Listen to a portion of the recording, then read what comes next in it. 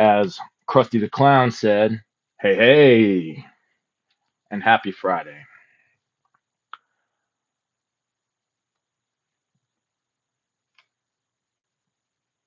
Sound check time, real quick.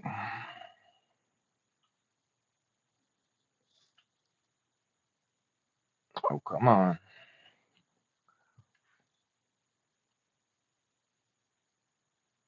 I'm just going to do it like this. All right, there he is. Jay is live. Hooray. Nice. Sound is working. Cool. Well, we always love that. And we love to be lulled, lullaby. Well, I guess we're not really trying to go to sleep. We love to get in the mood. How about that? With some music. So we'll start it up.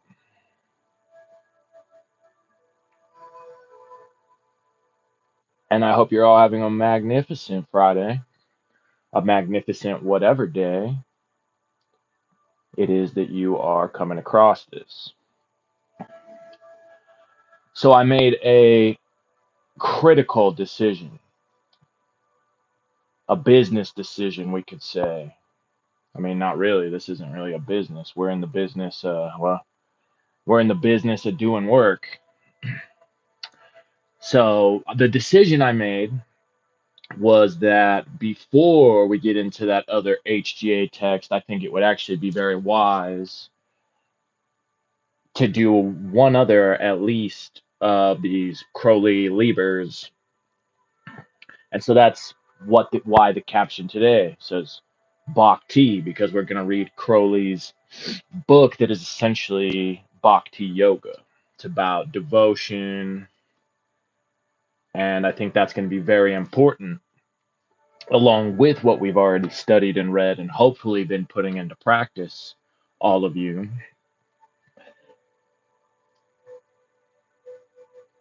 Before we go ahead and jump into that other HGA text. And yeah, I think for a little while at least, that is going to be wise to keep our main focus over here. You don't, considering, I mean, a lot of people I know are just still in that kind of armchair place, which is fine. Um, but when you do dip your toes in, it's best not to dip them in to especially areas of the pool that are just going to you're going to drown in right away. Welcome in to all of you just coming in. Happy Friday. So yes, so today what we will read is actually going to be Liber Astarté. Now, some of you might have already read this. Some of you have maybe never read any of this Crowley, and that's okay.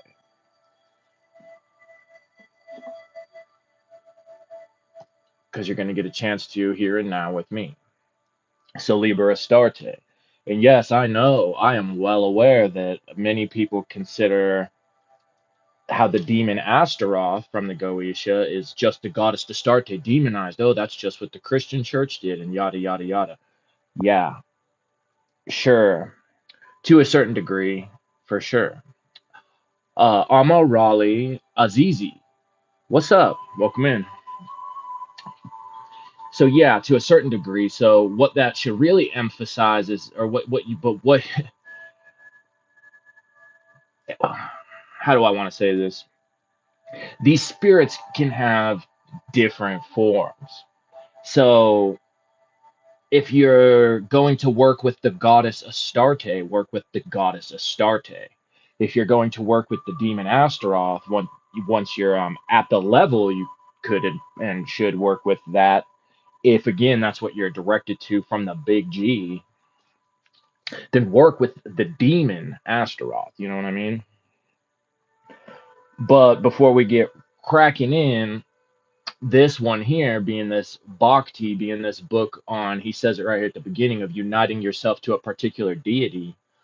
Well, let's not do that with especially lower spirits, we can call them, because you have your divine hierarchy, right? Which we don't, we can't honestly say that we fully understand, but we kind of have at least a some idea of how it works, you know what I mean? And so even though there's higher and lower things on the totem pole, ultimately what we're reading this for is what I already said a little in the beginning, and that is so that we can unite ourselves with the HGA. That's the deity you're going to want to be doing this with, is that holy guardian angel, getting that knowledge and conversation. Coop TGS, what's up? Welcome. Always great to see you. Hope you're having a good Friday. Because once you obtain that knowledge and conversation, like I've said, then from there, you'll have the most perfect type of guidance for yourself. Welcome in, everybody, just coming in. For yourself specifically, because that, again, is the most specific to you aspect of the divine, of God. So that's basically the close on that divine hierarchy. Not only is that the closest to actual God, but also the most specific to you. And you'll just know right away that's going to tell you what all and whatever all you need to do. So it's going to pull out that guesswork, like I've already said a bit in the Liber 8 video. So if you haven't checked out that Liber 8 from Crowley, go check it out. Cook TGS says this text is so great. You'll rarely see a text on Bhakti that is this straightforward. Great choice. Thank you, man. I appreciate that. Yeah, I like this one a lot. The first time I read it, for sure, I found it to be very helpful, and yeah, like you said, very straightforward. So let's not do the thing where we take whatever spirit now, because I get a lot of you. Once your goddess, welcome. Once your goddess says I'm excited, and I'm excited to see you here, a part of the chat. Hope you're having a good Friday too. So let's not do the thing, because I know we all, well, not all of us, but a good chunk of us, especially in the Western world, have some type of Christian, Abrahamic upbringing, and a lot of people have some type of trauma about it. Now, how much that's actually affecting them or not, I guess is kind of is on an individual basis. But ultimately, a lot of people are just trying to throw out the baby with the bathwater, and that's silly, because then you'll see things where they just do the Satanist thing and just invert Christianity, and now Satan is just God basically, but you know what I mean. But it's the inverted type, or even worse, yeah, you'll see people who will get a hold of the lesser key and now be worshiping these demons like they are um, a god type of figure, the big G. You'll see people do it with these goddesses, Hecate, or you'll see people do it with the Hindu stuff, Shiva, Vishnu, whatever.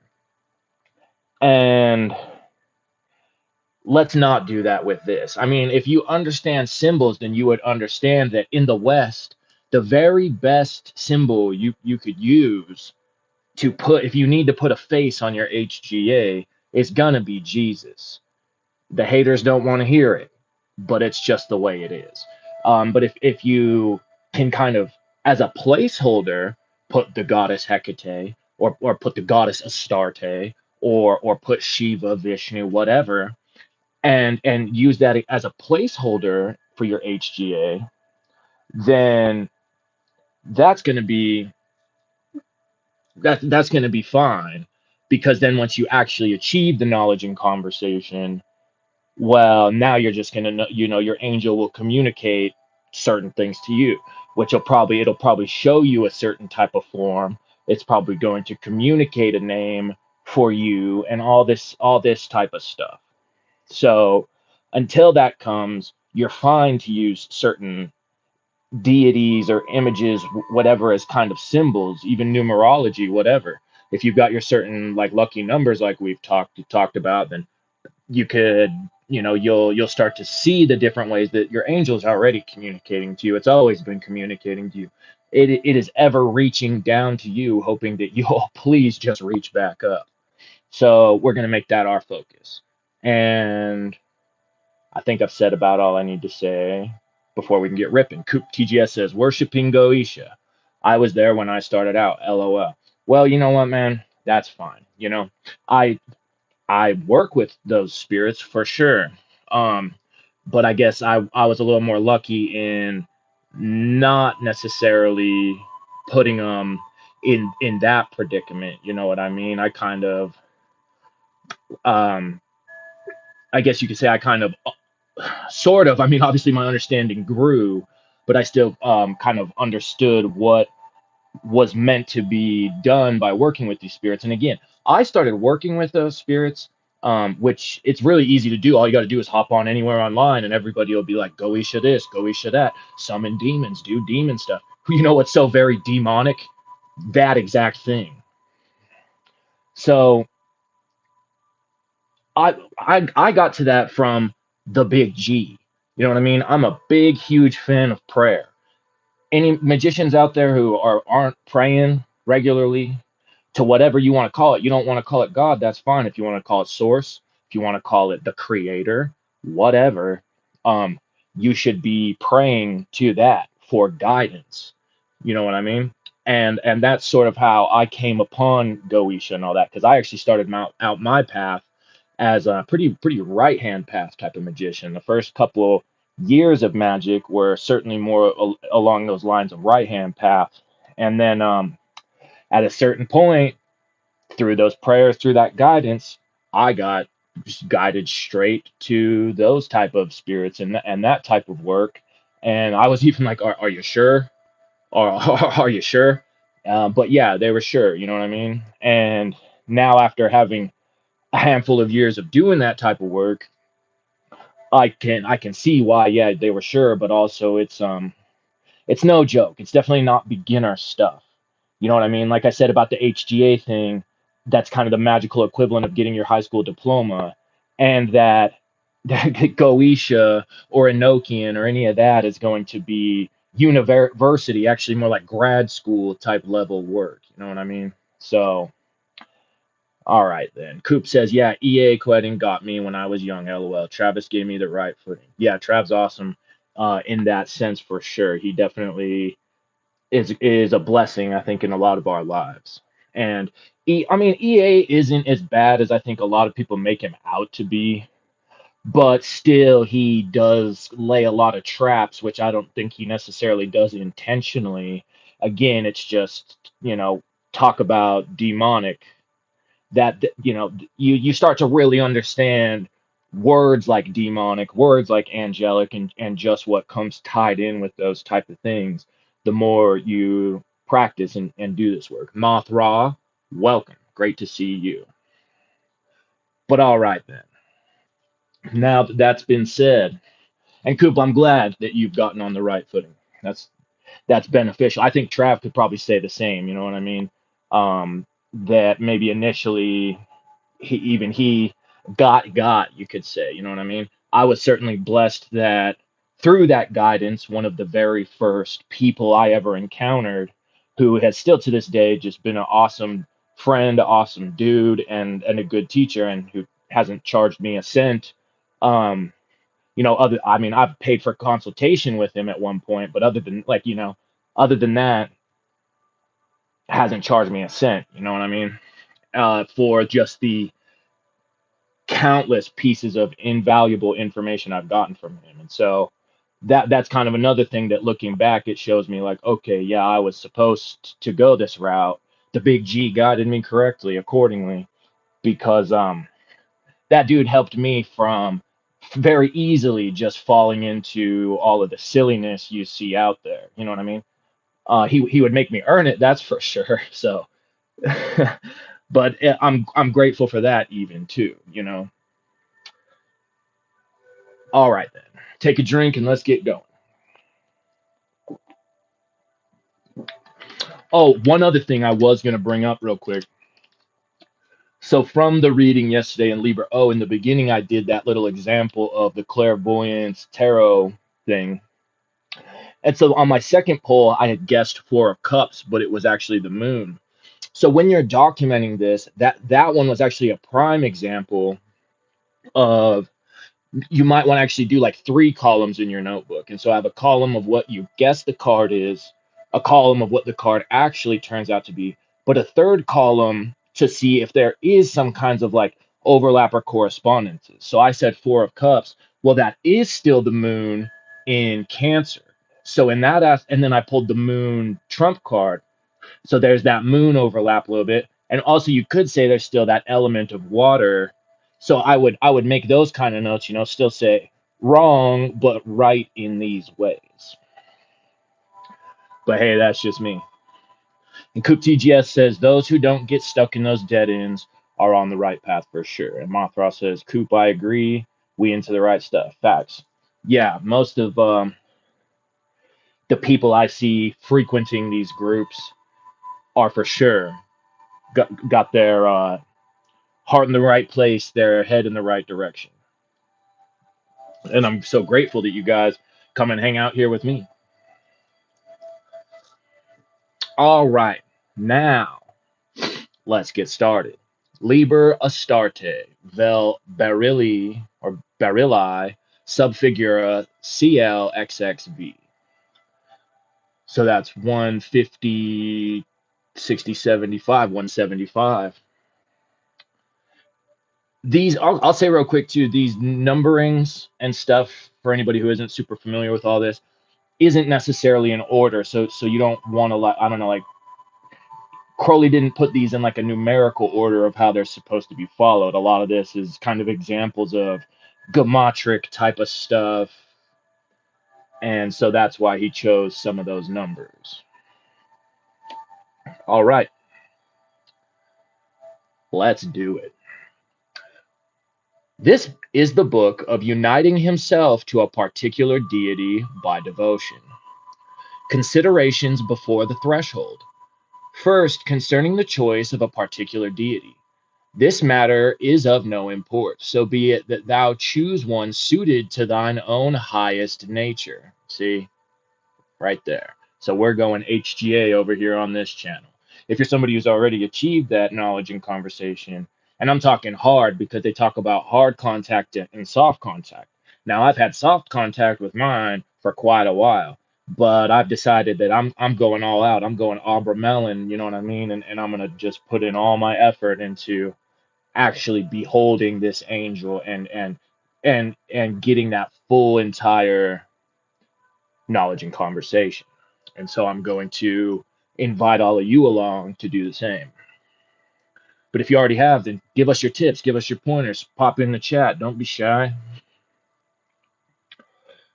Howsoever, this method is not so suitable for gods austere as Saturn or intellectual as Thoth. But for such deities as in themselves partake in any wise of love, it is a perfect mode. Concerning the prime method of this magic art, let the devotee consider well that although Christ and Osiris be one, yet the former is to be worshipped with Christian and the latter with Egyptian rites, and this, although the rites themselves are ceremonially equivalent, there should, however, be one symbol declaring the transcending of such limitations. And with regard to the deity also, there should be some one affirmation of his identity both with all other similar gods of other notions, and with the supreme of whom all are but partial reflections. Concerning the chief place of devotion, this is the heart of the devotee, and should be symbolically represented by that room or spot which he loves best. So room or spot. So some of you all probably have, your little, well, I want to say magical, but also sacred types of places in the world. Even if it's maybe not a place you go all the time, maybe it's a place you went once with your family on vacation, but ever since it's just been that magical, sacred place to you. And Mothra asks, Jay, have you done the Aubermelon ritual? I'm just curious. I know it's intense. No, I haven't, but I am tempted to read maybe one of the translations of the book of Aubermelon on here at some point in this first, well, maybe even latter part of the year, since that's going to be kind of the theme of a lot of the books. Like I said, I already got kind of a little curriculum planned out, but I have not done the Aubermelon, but I've certainly I've looked into it a lot. I've watched some YouTubers. I'm gonna probably make a playlist too of some of those videos I really like of some of the practitioners who have done the Abra Melon and just what they have to say about it. And Coop TGS says Crowley reduced Melon ritual to one sentence: invoke often. Right, invoke. Yeah, exactly. Because even he tried that full ritual at one point. Well, actually twice, if I'm not mistaken, and both times he kind of got interrupted slash failed, and so it got to the point where he ended up still doing the invocation, yeah, like all like constantly, and the pray and just praying all the time too, and that did it for him. You know what I mean? So there are a few different methods by which this can be attained. We're just going to kind of start with the thelemic stuff and then probably crack into some of that other stuff. Okay. And the dearest spot therein shall be the shrine of his temple. It is most convenient if this shrine and altar should be sequestered in woods, or in a private grove, or garden, but let it be protected from the profane. Concerning the image of the deity, let there be an image of the deity, first, because in meditation there is mindfulness induced thereby, and second, because a certain power enters and inhabits it by virtue of the ceremonies, or so it is said, and we deny it not. Let this image be the most beautiful and perfect which the devotee is able to procure, or if he be able to paint or to carve the same, it is all the better. As for deities with whose nature no image is compatible, let them be worshipped in an empty shrine. Such are Brahma and Allah.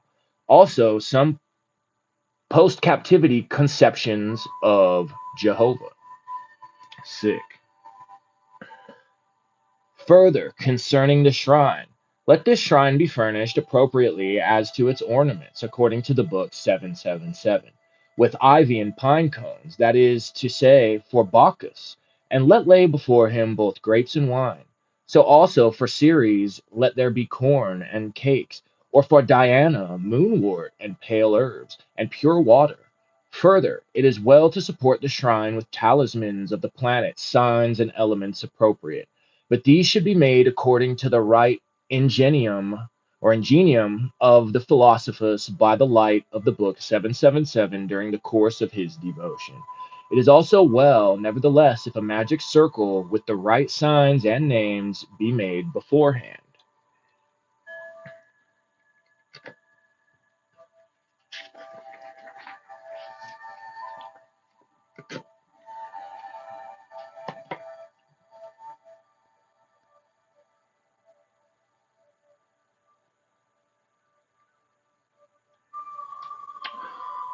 Concerning the ceremonies, let the philosophers prepare a powerful invocation of the particular deity, according to his ingenium.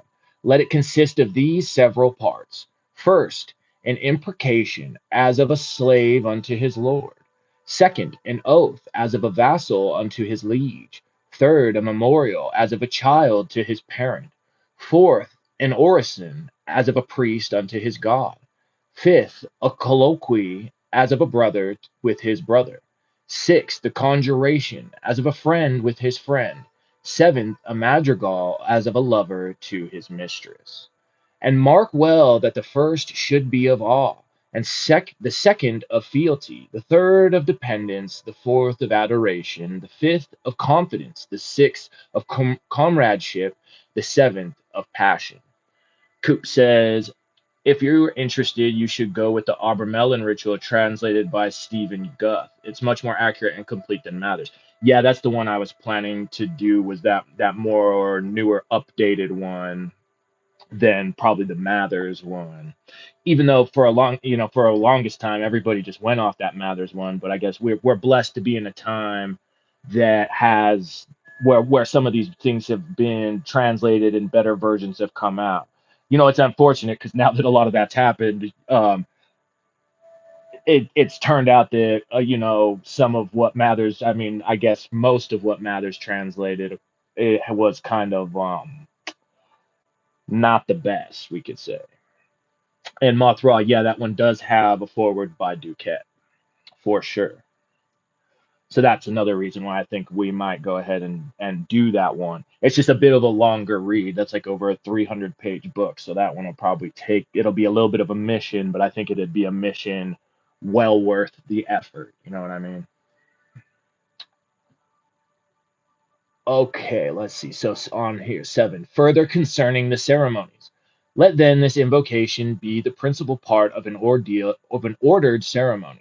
And in this ceremony, let the philosophus in no wise neglect the service of a menial. Let him sweep and garnish the place, sprinkling it with water or with wine, as is appropriate to the particular deity, and consecrating it with oil, and with such ritual as may seem him best, and let all be done with intensity and minuteness, concerning the period of devotion and the hours thereof. Let a fixed period be set for the worship. And it is said that the least time is 9 days by 7, and the greatest 7 years by 9. Woo! And concerning the hours, let the ceremony be performed every day thrice, or at least once, and let the sleep of the philosophers be broken for some purpose of devotion at least once in every night. Now, to some it may seem best to appoint fixed hours for the ceremony. To others it may seem that the ceremony should be performed as the spirit moves them to do so to do. For this there is no rule. So see that me reading this is a great example of the spirit moving, because I was just going to get into Liber Astarté like I was saying from yesterday's read, but then spirit did its thing, and I said, nope, we better do Astarte first. Also, Cooper and Mothra, are either of you familiar with the Sworn Book of Honorius or Honoris, however it's said? I know that's another basically a HGA operation, but it's like if it's where it's like even if people think the Obermelon is intense, allegedly that one is almost makes the Obermelon look like through a walk through the park. But that's just what I've heard. I can't speak from firsthand experience. However, I hear it from one of my Illuminati contacts, so what he says usually turns out to be pretty trustworthy. Okay, concerning the robes and instruments, the wand and cup are to be chosen for this art. Never the sword or dagger, never the pentacle, unless that pentacle chance to be of a nature harmonious. But even so, it is best to keep the wand and cup, and if one must choose, the cup.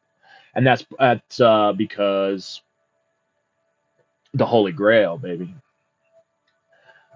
She says, no, I don't think, or Coop says, no, I don't think so. Who wrote it and what tradition? I'm not sure the author on that one. I don't know if there's been multiple translations. Like I said, I haven't read it myself, so I don't got the firsthand experience. But it would be like that Catholic or Christian tradition. Essentially, it's like you're going through these purifications and these rituals and everything to the point of like literally summoning Christ to you. And Mothra, it's the Sworn Book of Honorius. So Honorius, I believe is the spelling. For the robes, that of a philosophus or that of an adept within is most suitable, or the robe best fitted for the service of the particular deity, as a basara for Bacchus, a white robe for Vesta. So also for Vesta one might use for instrument the lamp, or the sickle for Kronos. Sick. Concerning the incense and libations, the incense should follow the nature of the particular deity, as mastic for Mercury, dittany for Persephone, also the libations as a decoration of nightshade for Melancholia, or of Indian hemp for Uranus. Concerning the harmony of the ceremonies, let all these things be rightly considered, and at length, in language of the utmost beauty, at the command of the philosophus, accompanied, if he has skill, by music and interwoven. If the particular deity be jocund, I don't know that word. I don't know that word. I'm gonna look that one up real quick. He says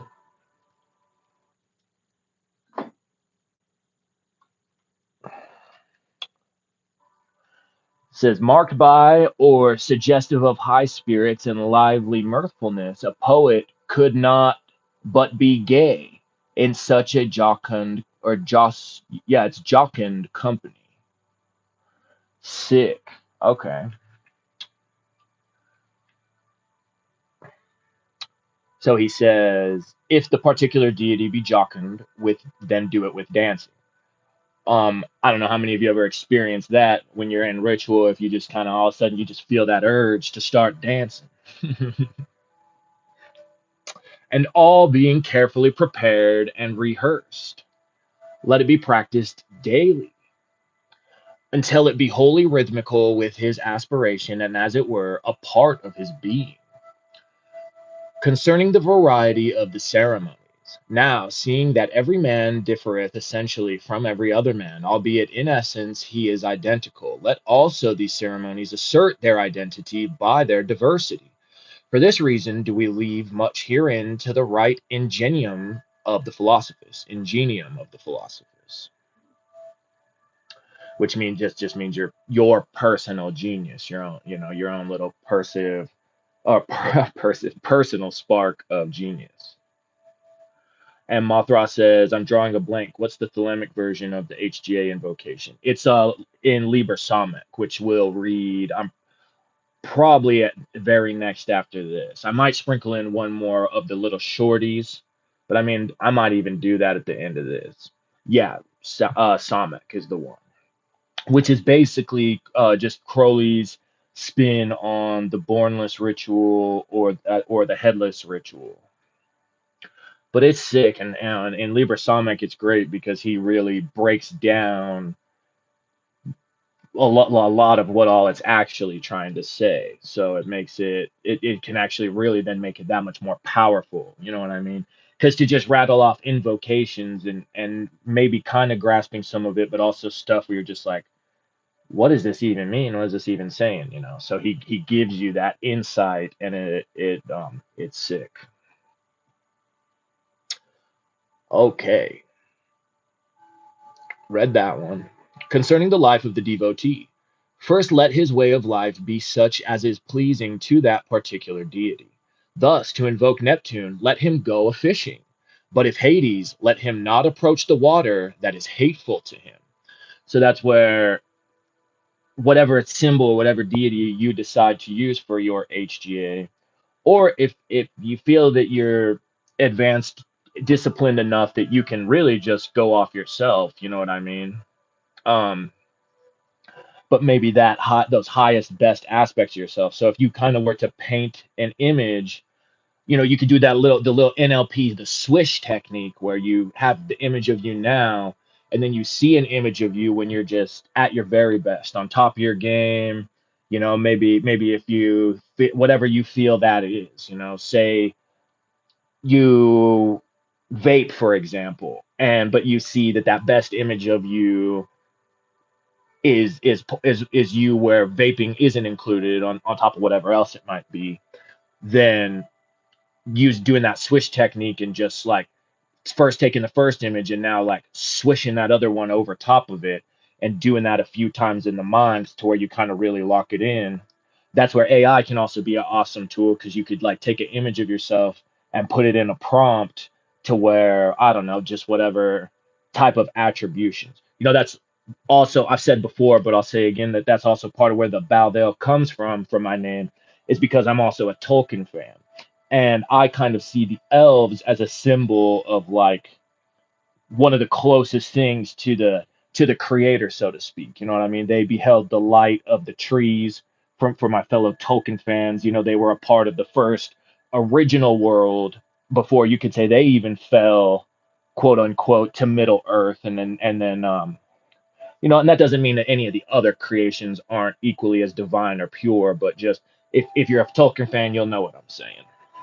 So that's why I kind of chose the Elven name to go along with my magical slash higher self type of name. Okay. Further, concerning the life of the devotee, let him cut away from his life any act, word, or thought that is hateful to the particular deity, as unchastity in the case of Artemis, evasions in the case of Ares, Besides this, he should avoid all harshness or unkindness of any kind in thought, word, or deed, seeing that above the particular deity is one, in whom all is one. Yet also he may deliberately practice cruelties, where the particular deity manifests his love in that manner, as in the case of Kali and of Pan. And therefore, before the beginning of his period of devotion, let him practice according to the rules of Liber Jagorum. Mothra asks, Jay, have you read Eye in the Triangle? I put it off for a while, but there's some gems in there. No, I haven't read that one, but I'll definitely look into it. I appreciate the tip.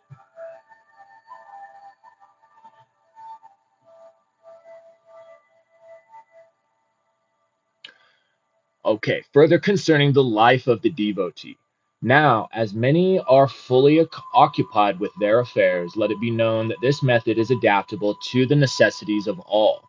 And we bear witness that this which followeth is the crux and quintessence of the whole method. First, if he have no image, let him take anything soever and consecrate it as an image of his God. Likewise with his robes and instruments, his suffumigations and libations, for his robe hath he not a night dress, for his instrument a walking stick, for his suffumigation a burning match, for his libation a glass of water. But let him consecrate each thing that he useth to the service of that particular deity, and not profane the same to any other use. Continuation. Next, concerning his time, if it be short, let him labor mentally upon his invocation, concentrating it, and let him perform this invocation in his heart whenever he hath the leisure, and let him seize eagerly upon every opportunity for this. Continuation. Third, even if he have leisure and preparation, let him seek ever to bring inward the symbols, so that even in his well ordered shrine, the whole ceremony revolve inwardly in his heart. That is to say, in the temple of his body, of which the outer temple is but an image. For in the brain is the shrine, and there is no image therein, and the breath of man is the incense and the libation. So he said enough times about this inwardly in the heart thing. So for any of you who aren't tapped in or aren't following, subscribed to My Gnosis on YouTube. So for anybody who maybe has just randomly come across, since I know most of you are, but you'll want to go check out our friend My Gnosis on his channel. His book that he's been reading is from the teachings of Maharaj. And Maharaj, essentially, what he's saying in there is a pretty straightforward version of all this, too, which is just to where you're going to reside in the heart center, activate that heart chakra. Um, so I would highly suggest doing that as part of your HGA homework if you're going to take this seriously. At the very least, get the book and read it yourself if you don't want to, I don't know, go back in on all the studies. But I find doing that very beneficial. I mean, his commentary and his insights from his practice and his years of doing this are very beneficial. And Mothra says this. Oh no, my bad. That's Coop TGS says this text is like software that can be laid over any tradition or symbol system. It fits any person or temperament. Absolutely, without a doubt.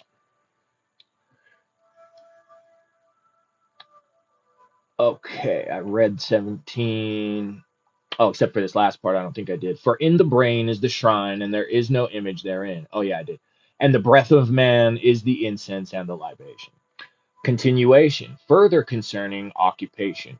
Let the devotee transmute within the alembic of his heart every thought or word or act into the spiritual gold of his devotion.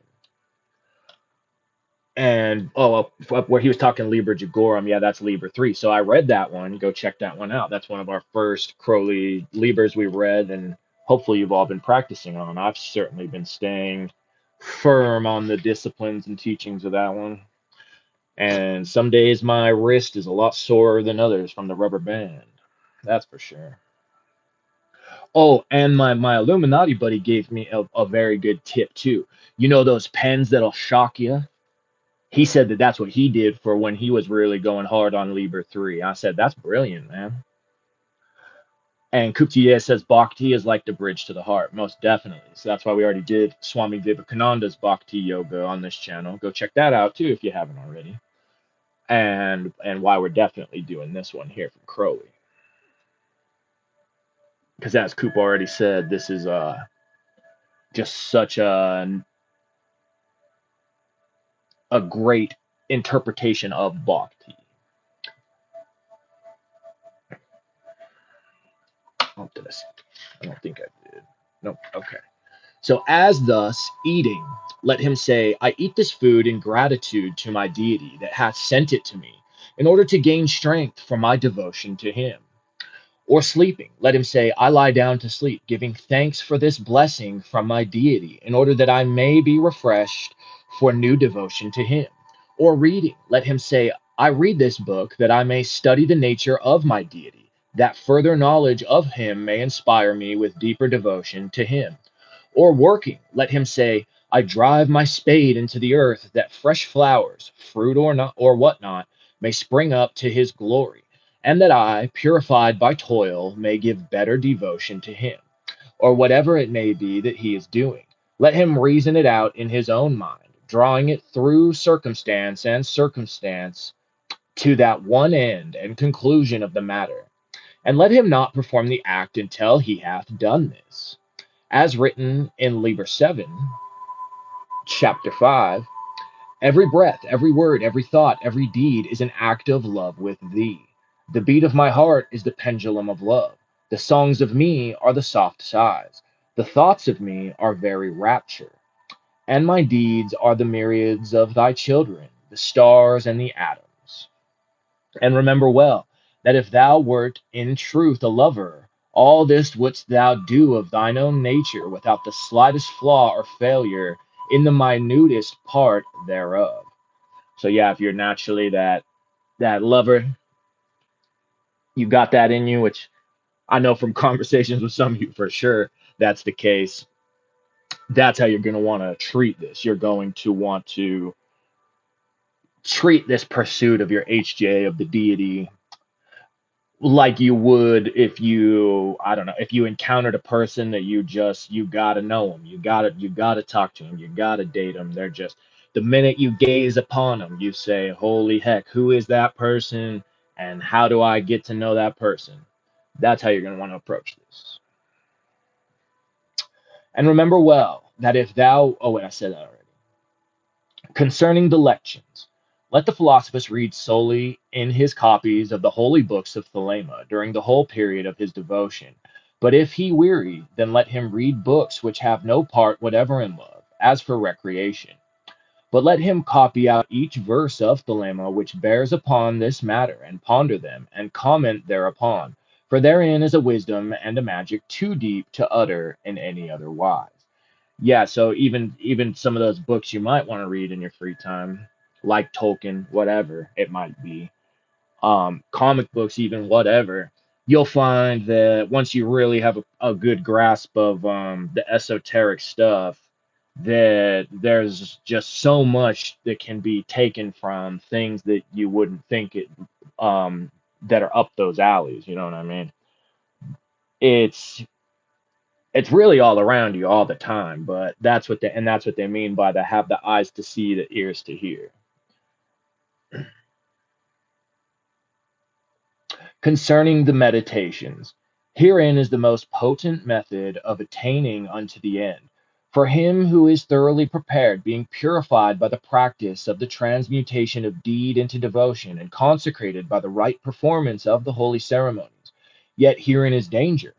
For that the mind is fluid as quicksilver, and bordereth upon the abyss, and it is beset by many sirens and devils that seduce and attack it to destroy it. Yeah, that's a fact. Therefore, let the devotee beware and precise accurately his meditations, even as a man should build a canal from sea to sea. Like he said in Liber O, where he said those very things, or those things that'll destroy you, that are the easy road to madness are those same things by which you should attain.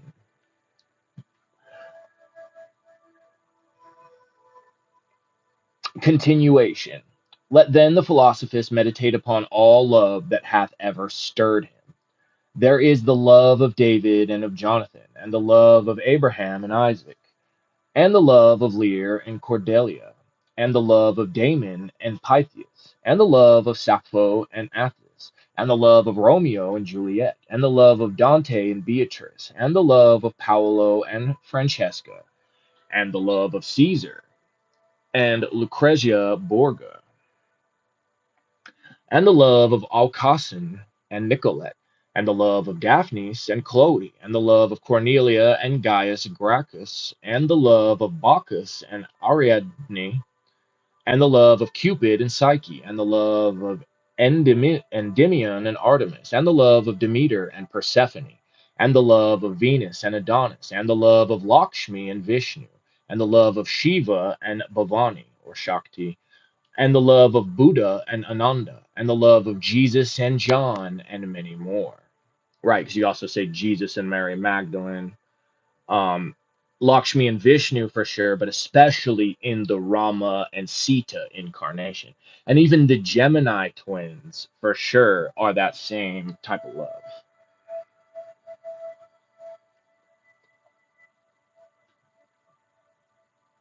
Okay, also there is the love of many saints for their particular deity, as of Saint Francis of Assisi for Christ, of Sri Sabhapati Swami for Maheshvara, which is a name for Shiva, of Abdullah Haji Shirazi for Allah, of Saint Ignatius Loyola for Mary, and many more.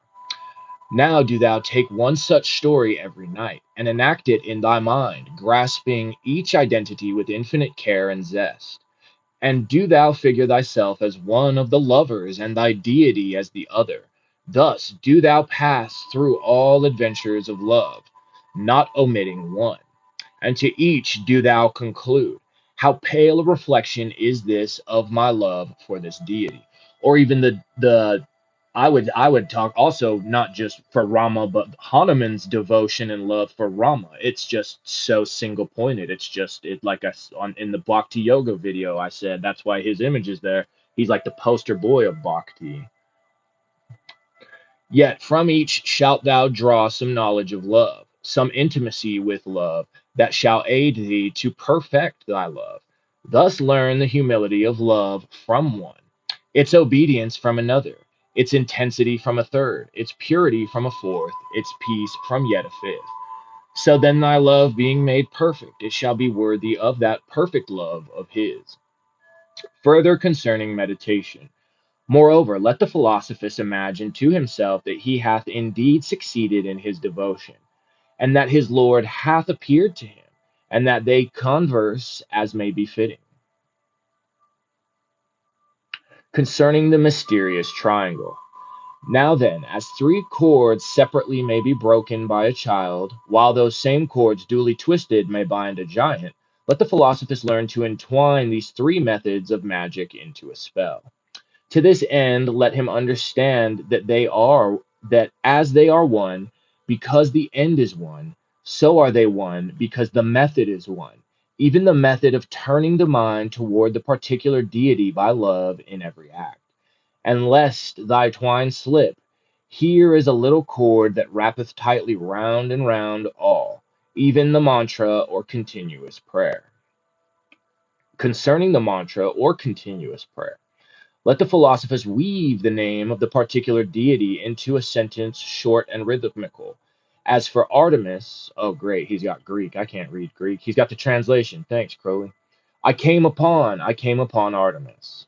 Or Shiva, Namo Shivaya Nama Om, which is I bow to Shiva, I bow down Om. Or for Mary, Ave Maria. Or for Pan, Hail Savior of the Universe, Eopan, Eopan. Or for Allah, He is God. There is no God but He.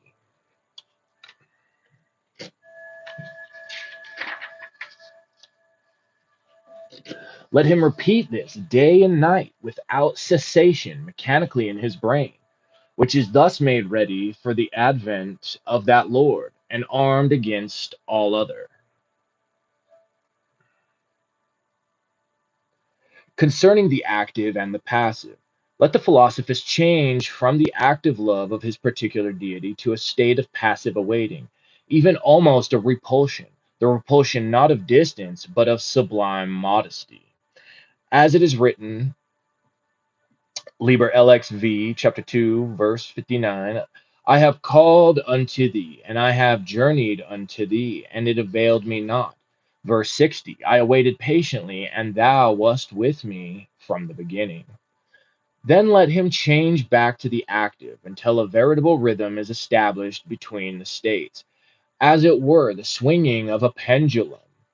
But let him reflect that a vast intelligence is required for this, for he must stand, as it were, almost without himself to watch those phases of himself.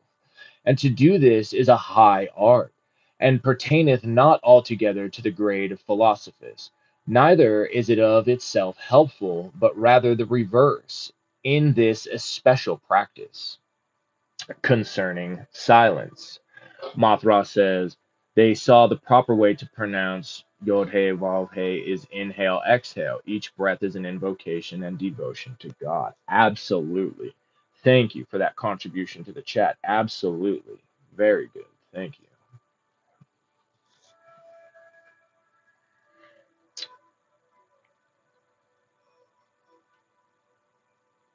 Okay, yeah, concerning silence. Now there may come a time in the course of this practice when the outward symbols of devotion cease, when the soul is, as it were, dumb in the presence of its God.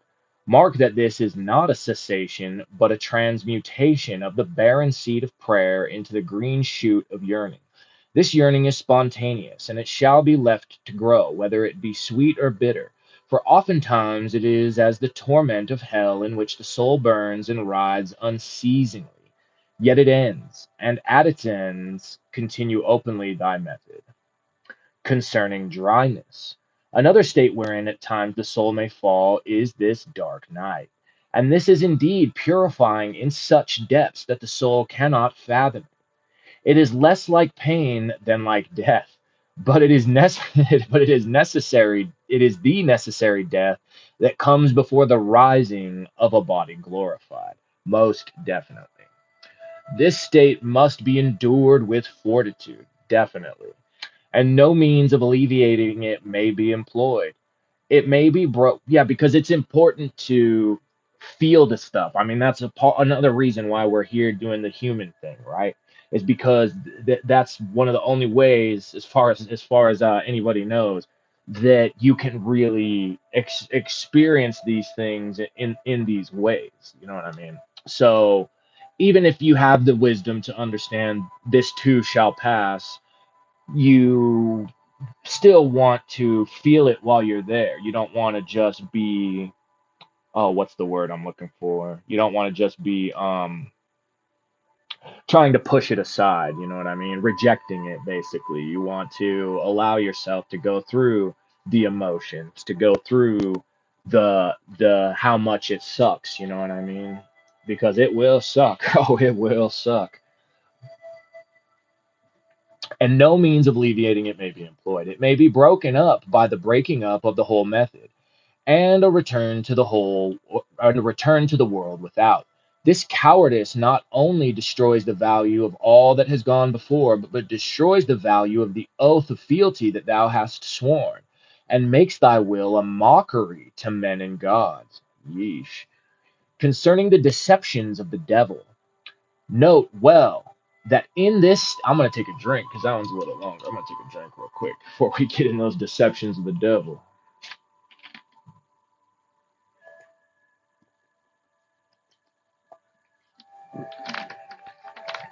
Because they are slick.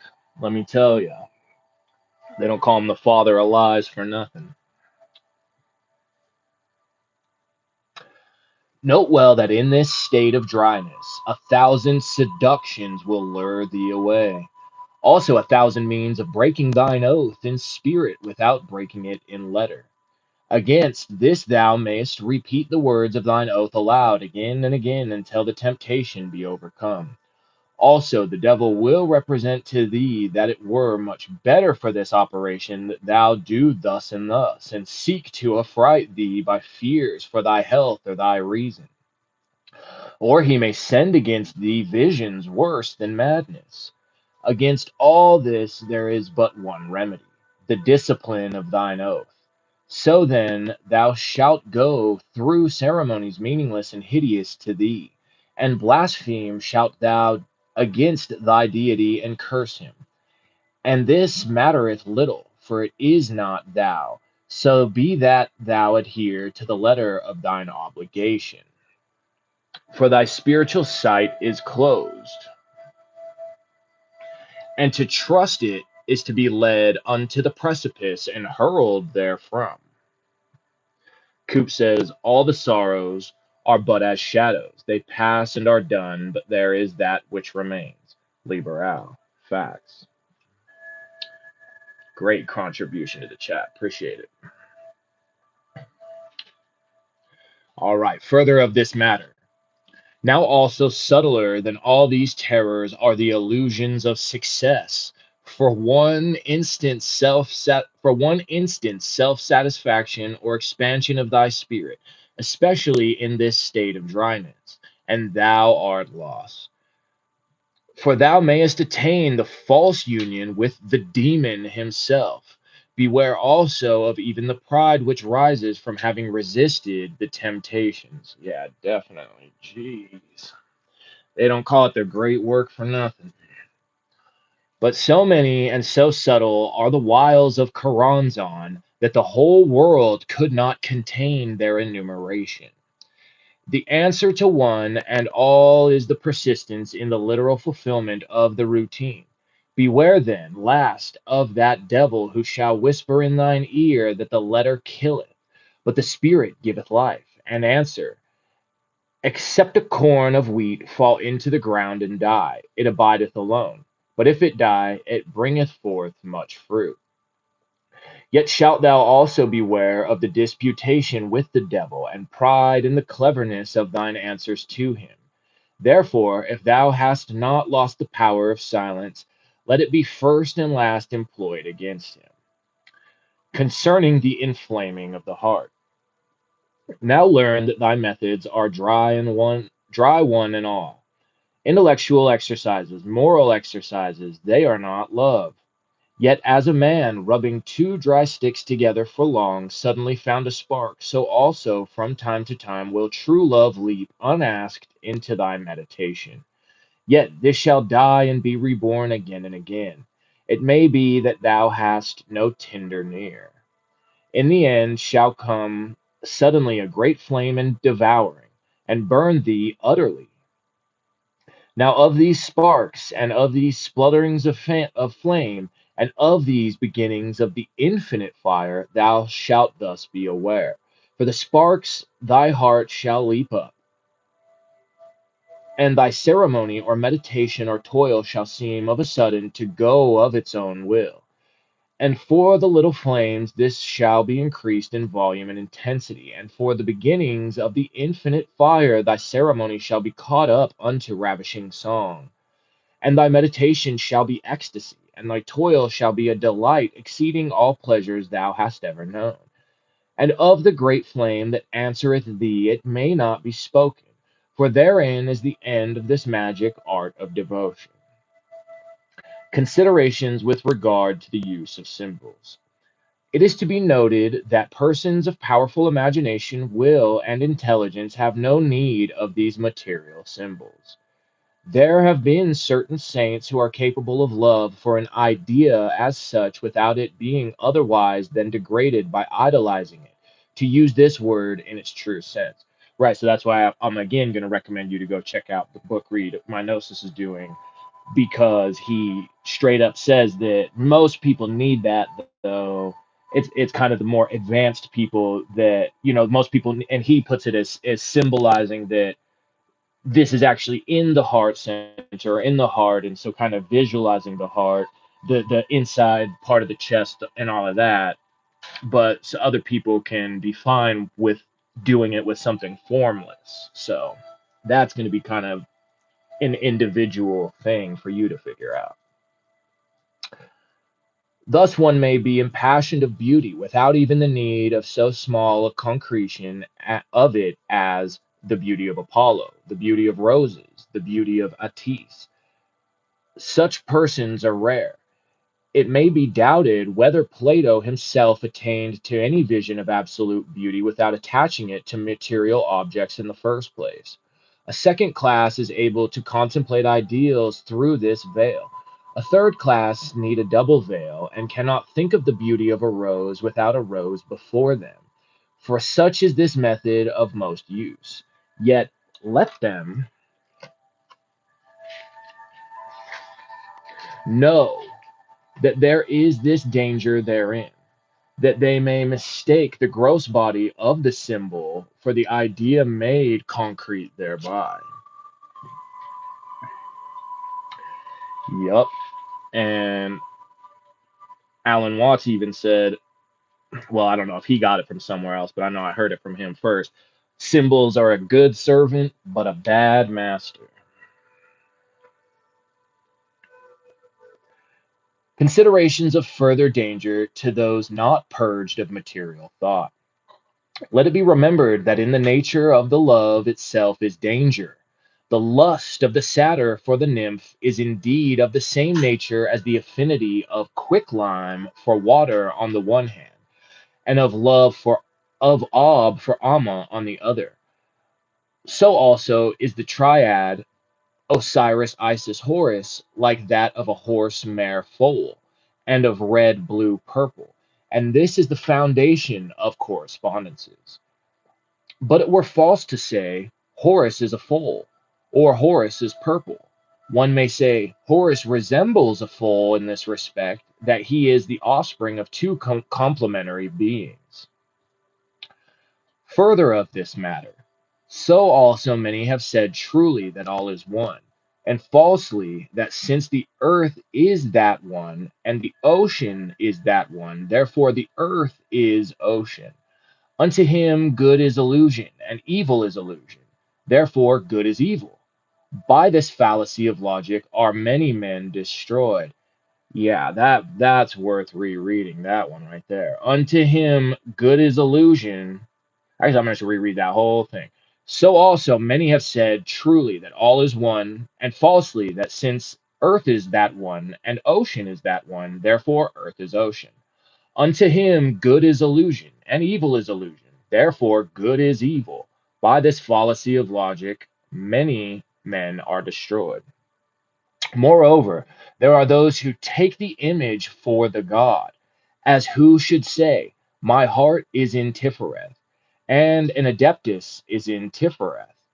I am therefore an adept. And in this practice, the worst danger is this, that the love which is its weapon should fail in one of two ways. Here, I got a great example of how you see this in the modern day. Star Seeders, any of you who are actually tapped in on this and made it this far, guess what? I got bad news for you. You just added Star Wars to Christianity. And now you think you're doing something. I mean, you kind of maybe sort of are, but mostly you're just driving yourself crazy. But I really doubt any of them even are going to come across this. They're too busy learning how to talk in the light language and whatever the heck else. First, if the love lack any quality of love, so long is it not ideal love. For it is written of the perfected one, there is no member of my body which is not the member of some God. Therefore, let not the philosophist despise any form of love, but harmonize all.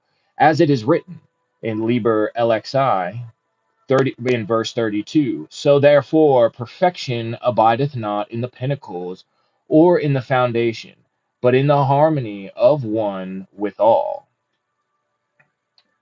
And at 2K6, V2K6, what's up? Welcome in. Good to see you. I'm glad you got a kick out of that one.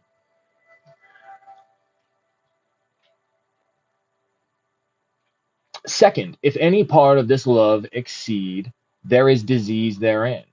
As in the love of Othello for Desdemona, love's jealousy overcame love's tenderness. So may it be in this love of a particular deity. And this is more likely, since in this divine love no element may be omitted. It is by virtue of this completeness that no human love may in any way attain to more than to foreshadow a little part thereof. Concerning mortifications, these are not necessary to this method. On the contrary, they may destroy the concentration as counter irritants to, and so alleviations of, the supreme mortification, which is the absence of the deity invoked. Yet, as in mortal love arises a distaste for food, or a pleasure in things naturally painful, this perversion should be endured and allowed to take its course, yet not to the interference with natural bodily health, whereby the instrument of the soul might be impaired. And concerning sacrifices for love's sake, they are natural to this method, and right. But concerning voluntary privations and tortures, without use save as against the devotee, they are generally not natural to healthy natures, and wrong, for they are selfish. To scourge oneself serves not one's master, yet to deny oneself bread that one's child may have cake is the act of a true mother. Further concerning mortifications. If thy body on which thou ridest be so disobedient a beast that by no means will he travel in the desired direction, or if thy mind be balkish and eloquent as Balaam's fabled ass, then let the practice be abandoned.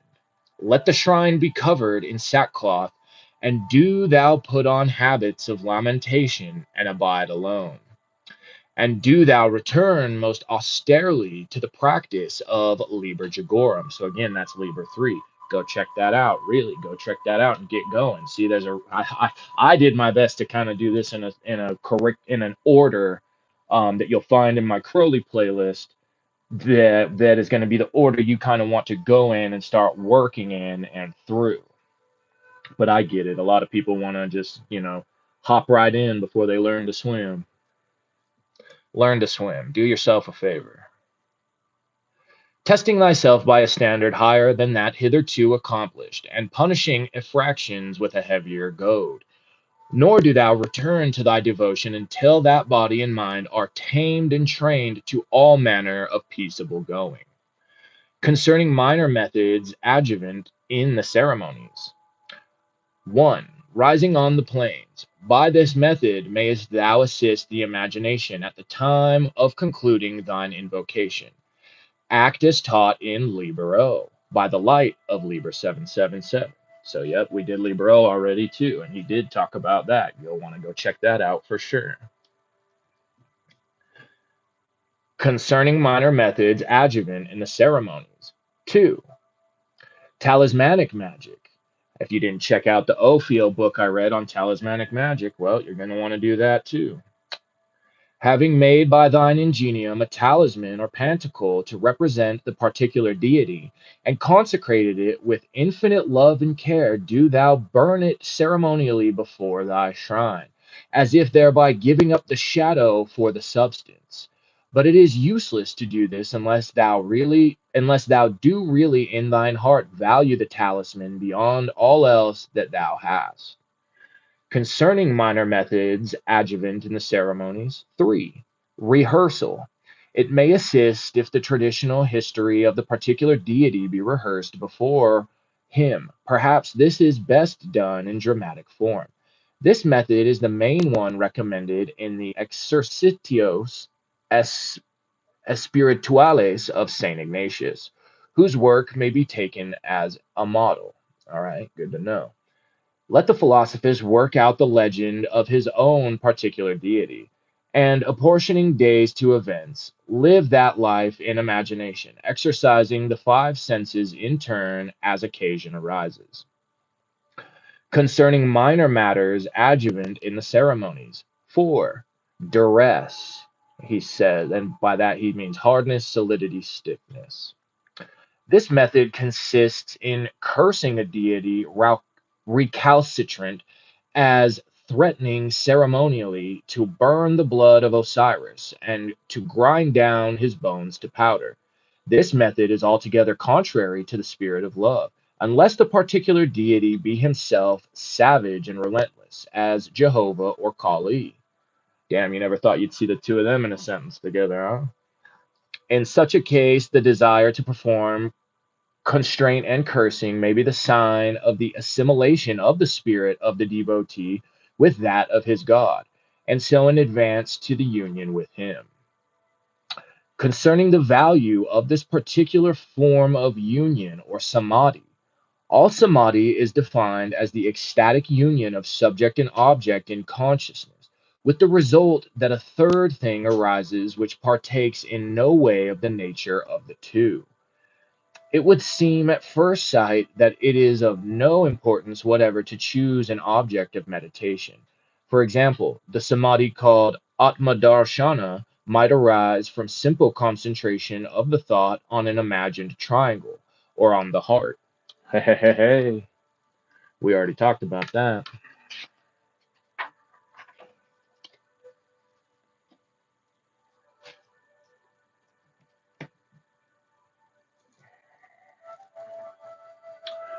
All right, and we're almost done. Just a little bit more to go. Thank you all again for rocking with me for your contributions to today's book read. But as the union of two bodies in chemistry may be endothermic or exothermic, the combination of oxygen with nitrogen is gentle, while that of oxygen with hydrogen is explosive.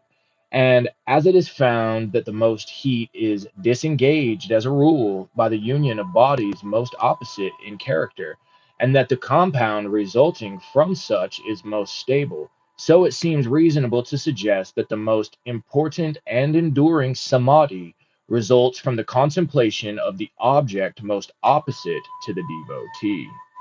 And then a footnote he has down here. On other planes, it has been suggested that the most opposed types make the best marriages and produce the healthiest children. The greatest pictures and operas are those in which violent extremes are blended, and so generally in every field of activity. Even in mathematics, the greatest parallelogram is formed if the lines composing it are set at right angles. Conclusions from the foregoing. It may then be suggested to the philosophus that although his work will be harder, his reward will be greater if he choose a deity most remote from his own nature. This method is harder and higher than that of Liber. For a simple object, as there suggested, is of the same nature as the commonest of things of life, while even the meanest deity is beyond uninitiated human understanding. On the same plane, too, Venus is nearer to man than Aphrodite, Aphrodite than Isis, Isis than Babylon, and Babylon than Nuit. Let him decide, therefore, according to his discretion on the one hand and his aspiration on the other, and let not one outrun his fellow. Further concerning the value of this method, certain objections arise. Firstly, in the nature of all human love is illusion, and a certain blindness, nor is there any true love below the veil of the abyss. For this reason, we give this method to the philosophus as the reflection of the exempt adept, who reflects the Magister Templi and the Magus. Let then the philosophus attain this method as a foundation of the higher methods to be given to him when he attains those higher grades. Another objection lies in the partiality of this method. This is equally a defect characteristic of the grade. Concerning a notable danger of success, it may occur that owing to the tremendous power of the samadhi overcoming all other memories as it should and does so, that the mind of the devotee may be obsessed so that he declare his particular deity to be sole God and Lord. And that's what I said at the beginning of this stream, right? what we're trying to avoid. So that's why we're doing this with our HGA. Because if anything, you want to make soul, God, and Lord, that's going to be the one. But you'll see that even that's technically an error. You know what I mean? This error has been the foundation of all dogmatic religions, and so the cause of more misery than all other errors combined. Here, I'll give you a great example of how that actually happened. If any of you are familiar with Mormonism and the Mormon Church, well, the angel Moroni, which is clearly Joseph Smith's holy guardian angel, is that, and that's what HGA is, 2K6 V2 VK26. HGA is holy guardian angel. So the angel Moroni is clearly Joseph Smith's holy guardian angel. But what that's turned into and carried on down through the ages is a clear example of an error we're all trying to avoid. The philosophist is peculiarly liable to this because from the nature of the method he cannot remain skeptical.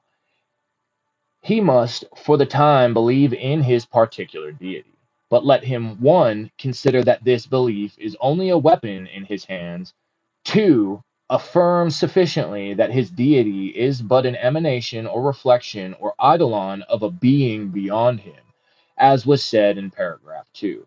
For if he fail herein, since man cannot remain permanently in samadhi, the memorized image in his mind will be degraded and replaced by the corresponding demon to his utter ruin. Yikes. You're welcome. No problem at all. 2K6 V2K6. And thank you for your presence here. Therefore, after success, let him not delight overmuch in his deity, but rather busy himself with his other work, not permitting that which is but a step to become a goal. As it is written also, Liber 185, remember that philosophy is the equilibrium of him that is in the house of love. Concerning secrecy and the rights of blood. During this practice, it is most wise that the philosophist utter no word concerning his working, as if it were a forbidden love that consumeth him. But let him answer fools according to their folly. For since he cannot conceal his love from his fellows, he must speak to them as they may understand. Yep. And as many deities demand sacrifice, one of men, another of cattle, a third of doves, let these sacrifices be replaced by the true sacrifices in thine own heart. Yet, if thou must symbolize them outwardly for the hardness of thine heart, let thine own blood and not another's be spilt before the altar. And he says down in here, that footnote, the exceptions to this rule pertain neither to this practice nor to this grade. All right. Nevertheless, forget not that this practice is dangerous and may cause the manifestation of evil things, hostile and malicious, to thy great hurt. Concerning a further sacrifice. Of this it shall be understood that nothing is to be spoken, nor need anything be spoken to him that hath wisdom to comprehend the number of the paragraph. And this sacrifice is fatal beyond all, unless it be a sacrifice indeed. Yet there are those who have dared and achieved thereby.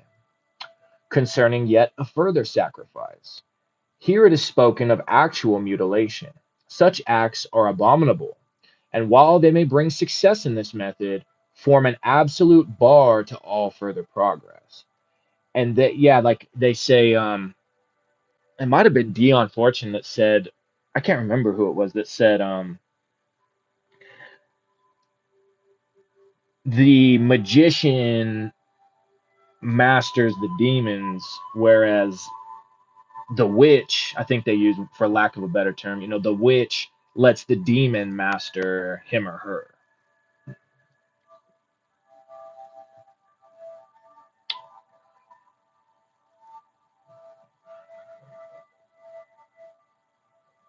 Yeah, I was right there. And they are in any case more likely to lead to madness than to samadhi. He indeed who purposeth them is already mad. Yikes. Concerning human affection. During this practice, thou shalt in no wise withdraw thyself from human relations, only figuring to thyself that thy father or thy brother or thy wife is, as it were, an image of thy particular deity. Thus shall they gain and not lose by thy working. Only in the case of thy wife this is difficult, since she is more to thee than all others. And in this case thou mayest act with temperance, lest her personality overcome and destroy that of thy deity. Concerning the holy guardian angel. Do thou in no wise confuse this invocation with that. Okay, well, you know what? We're blending them, Crowley. The benediction. And so may the love that passeth all understanding keep your hearts and minds through Iao Adonai Sabaoth, and through Babylon of the city of pyramids, and through Astarte, the starry one, green girdled in the name Ararita. Amen.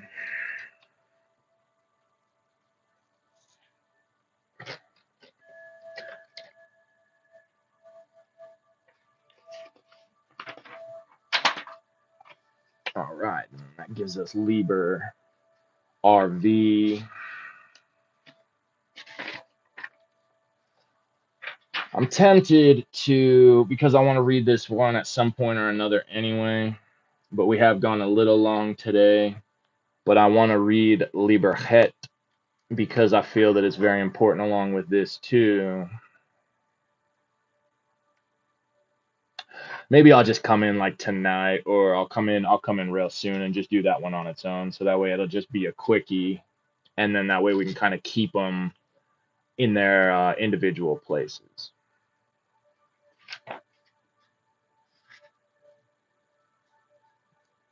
All right, though. So that's going to do it for that.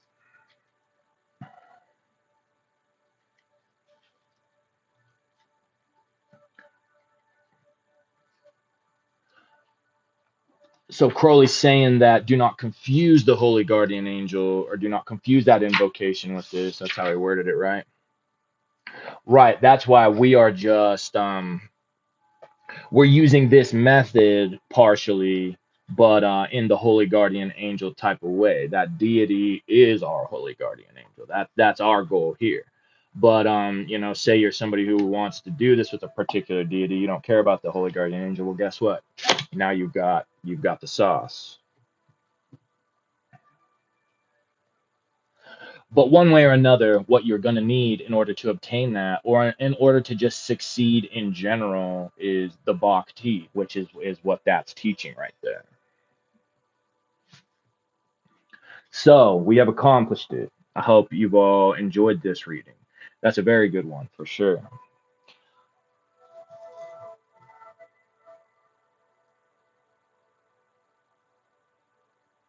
All right, I don't really think I got much else to say than that, other than I wish you all a pleasant rest of your day. I wish you all success in your practices. Mothra, I'm glad you enjoyed it. Thank you.